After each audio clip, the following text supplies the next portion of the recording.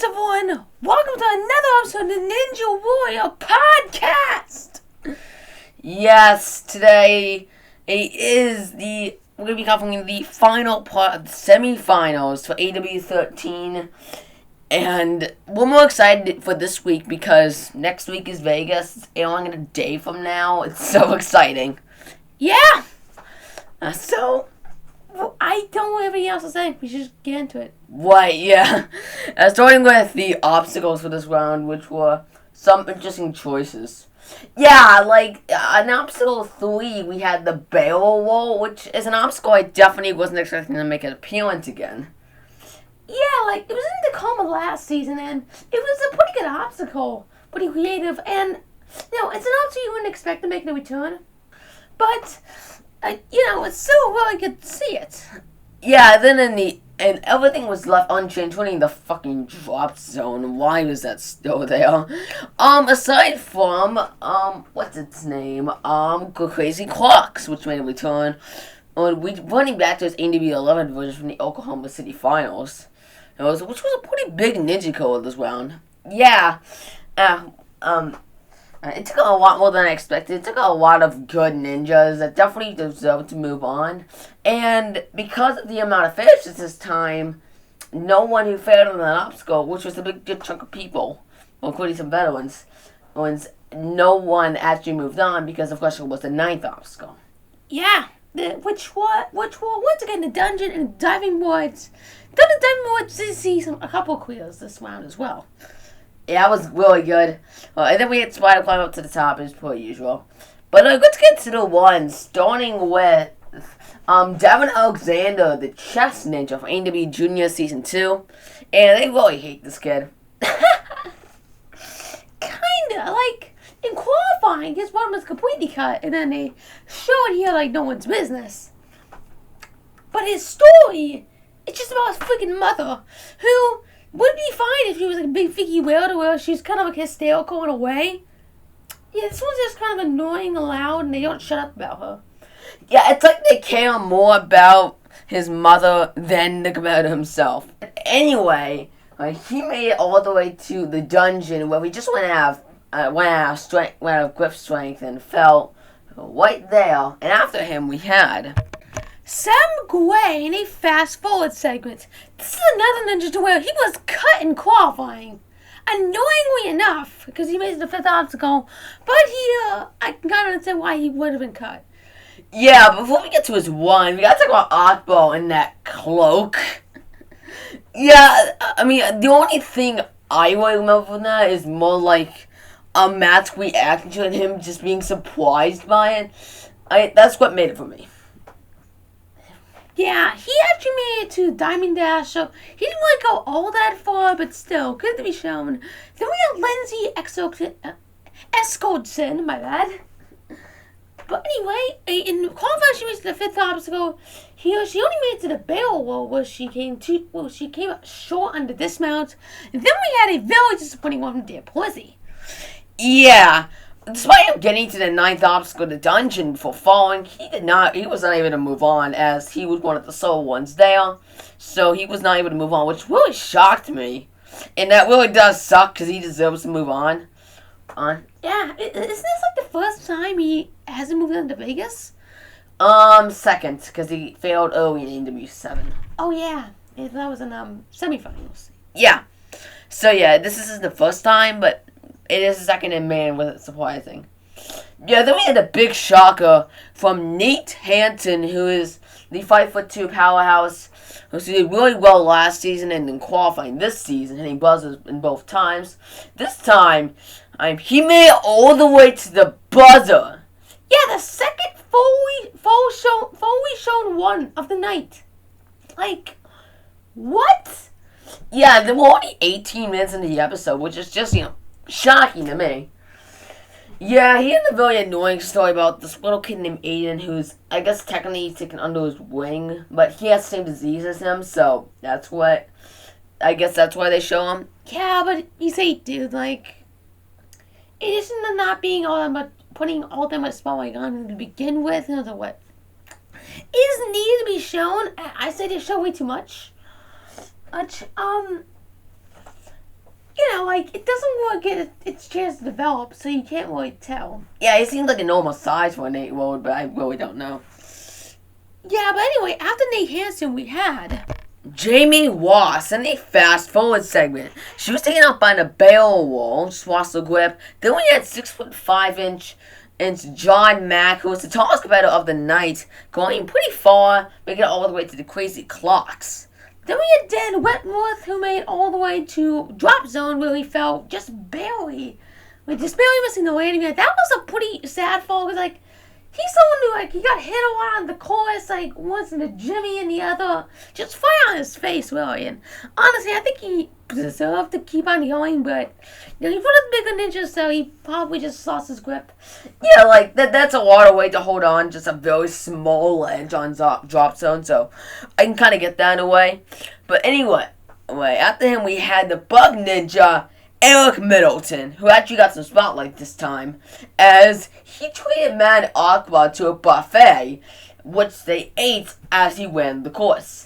Yeah, Eric himself actually completed the course, and as he completed obstacles up to the warp wall, Mad Aqua would start eating the sushi and all the other things Eric had ready for them, which honestly looked kind of disgusting to me. Aside from the sushi, like, that didn't look all that bad, honestly. Yeah, as someone who actually likes sushi, she, like, I mean, I'll probably try it, but it's like, no. I don't even know what to say. Yeah, but anyway, after Eric Middleton, we had Sam Folson in a fast forward segment. He was taken out by the Crazy Crocs. Then we had a big shocker from Jimmy Wan, who, yes, did make it to the 9th obstacle, but barely moved on in the 15th spot. Yeah, like, this is some veteran who deserves to be shown and deserves to have more spotlight. And, you know, he barely even moved on to Vegas. Yeah, it just really does suck how he's taking a more methodical approach, and unless he finishes the course, he is usually at the bottom of the leaderboard. Like, he hasn't really tried. Like, I don't think he's ever even gotten the fastest time in a time yet. Like, if he's only gotten top 5 once, too. Yeah, like, he's like, I mean, he's still like a ninja, but he's one of the slower ninjas, and because of that, it almost cost him Vegas. Yeah, so it would have been a similar situation to Dan Polizzi, but thankfully he was able to move on. But then we had Taito Yamauchi, who was unfortunately fast-forwarded and actually completed the course, which is why this is, again, maddening. Yeah, he deserves to be shown. If you finish the course, I say you want to be shown. Yeah, I wish they didn't cut him, but still, it's just really annoying. Plus, he's also the shortest male competitor of the City Finals buzzer now, so it's like, again, why? But anyway, after him, we had Heather Wessinger, who had a really emotional one. She is the girlfriend of Dan Polizzi, as well as with a fellow firefighter and a surgeon. Yeah, but she did really well. Yeah, on the third obstacle with the barrel wall, she had a one-handed save that I'm not sure how many people could have made, but she somehow hung on. And then on this that same obstacle, she barely made it with only one foot actually coming over. But then on the domino dash, she also tripped and almost fell off the obstacle. Without locking on together, it was no surprise she fell on the drop zone. But thankfully, because only Jessie LeBlanc ended up getting past it, she was able to move on via the women's top 3. And, yeah. And she had a really good one, and after her we had Brian Beckstrand in a fast-forward segment.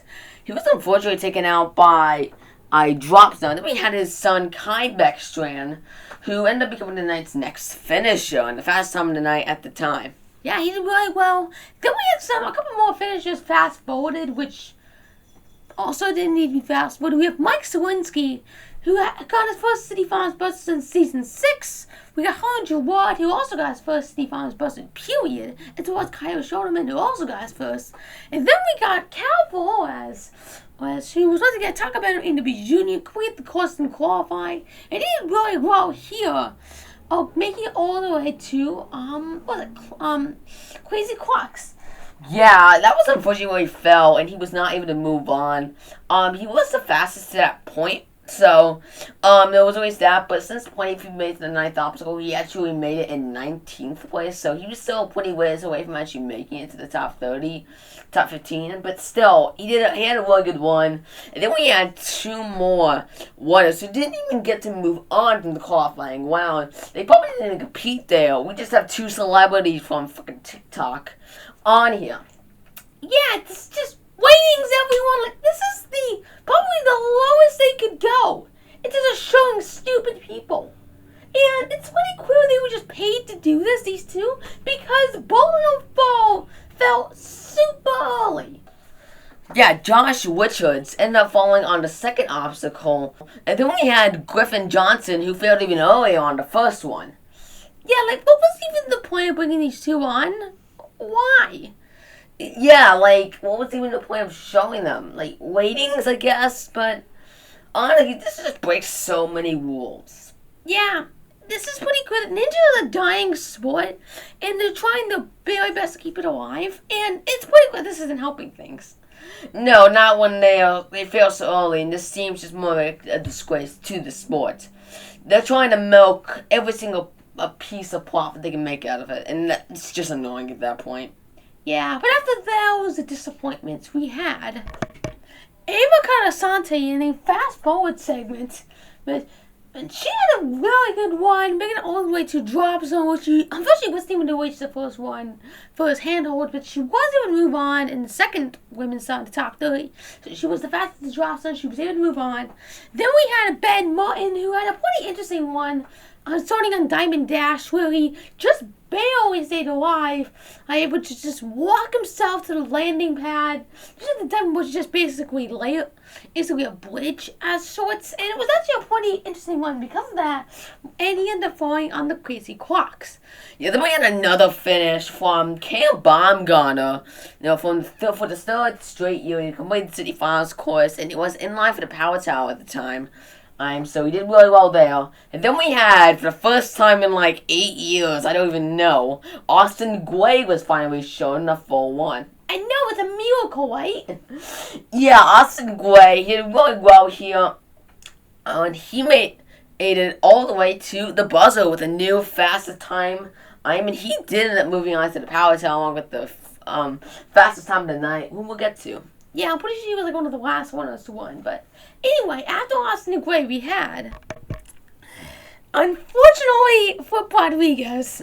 Yep, this is probably, in my opinion, the biggest shock of the night. And right here, Flip falling on the crazy clocks and not being able to move on. Yeah, this is the first time in quite a while Flip has not made it to the 9th obstacle on a City Finals course. It's also the first time since season 6 where he fell in qualifying that he didn't make it to Vegas. He won it only 2 times. Yeah, that was really annoying. The fact that both him and Cal failed the 8th obstacle and weren't able to move on, either of them. But then we didn't end there. We had Joe Brown, the jumping ninja, who once again vaulted over Zoe. Which, once again, I would not trust that guy to try to vault over me. Heck no. Just no. But anyway, he did really good and make it all the way to Crazy Clocks. And we also had Kyle Solzi, who also made it there as well, fighting back his shoulder pains just like in qualifying. Then we had Matt Bradley. He became the night's next finisher. Then we had Ethan Swanson, which is another big shocker, because he ended up falling on the Crazy Clocks as well. Just barely missing out on the end of it. Yeah, he got to the final Crazy Clocks, but he just wasn't able to make the final push to make it through, which really did suck, as that was a threshold to move on. He wasn't able to, and if he had finished, he probably would have been able to move on, but that really does suck. And then we had the fastest one of the night, Jake Murray, who ended up beating Austin Gray's time to the top of the City Finals Tower, where he was able to move on to the Power Tower, and it was set up to be him and Austin Gray in the Power Tower, and that's basically how it stayed. Yeah, and after Murray, we had Darvin Montoya on a fast-forward segment. He was an alphabet who was cut in qualifying, who really didn't deserve it, and why so here, as he made it to the 9th obstacle, the diving boards, and was still able to move on. He was one of 3 to do so. Yep, then we had Tatum Amon, who shockingly failed on the fifth obstacle drop zone and was not able to move on to the finals. And was being beat out by the final one of the night, Jesse Flex the Black, who made it all the way to the buzzer, was able to power through the dungeon, which we took out last year. And this was one of the best ones of the season. Hell yeah, seeing Flex just power through the dungeon, like, I honestly thought she was done. Yeah, it's a really hard obstacle, and again, it really looked like she was done there, but she was able to power through it, and she finished it. Yeah, and after her, we had the Power Town matchup between Austin Gray and Jake Murray. With this matchup, it was definitely less close than last time, but still pretty close. Well, Jake Murray and Austin Gray beat neck and neck up to the dropping shelves. So Jake Murray tried to do a similar technique to what Vance Walker did, doing side strings. Jake Murray kind of forced that himself. Like, you could tell he knew it was faster, but he really didn't know how to do it. So he kind of just winged it, and he unfortunately fell on the dropping shelf. So Austin Gray ended up getting the safety pass. Yeah, so that leaves everyone with safety passes. So we've got Joe Mulaski, Vance Walker, Brian Burkhardt, and Austin Gray. In terms of all the cards, I'd say everyone that maybe Mulaski will probably use there sometime. I'd say probably Austin Gray would probably use it on stage 1 along with Brian Burkhardt. I didn't know you were going to predictions, but okay. But yeah, I kind of agree with you on that, for the most part. I mean, I say Vance wouldn't use his, but again, like, he's the type of ninja what seems like he would fall really early. Like, it feels inevitable at this point. Yeah, kinda. So that would really suck, but again, he gets a safety pass, so that wouldn't be too bad of a thing to have a change. But that's not what we got to talk about today. Today we are here to talk about the cut ones. Yeah, that's all we care about, guys. Bye. Yeah, so anyway, the cut ones here, this really made me mad because the cut ones here were really just some top competitors and lots of people who were, sadly taken out and annoyingly taken out as well. Yeah, so we had both Jonah Munoz, who was the only person who made it to the ninth obstacle to be cut. He made it to the ninth obstacle in 16th place. So he really deserved to move on. And he really should have been shown, but he was not, because why would we ever show him?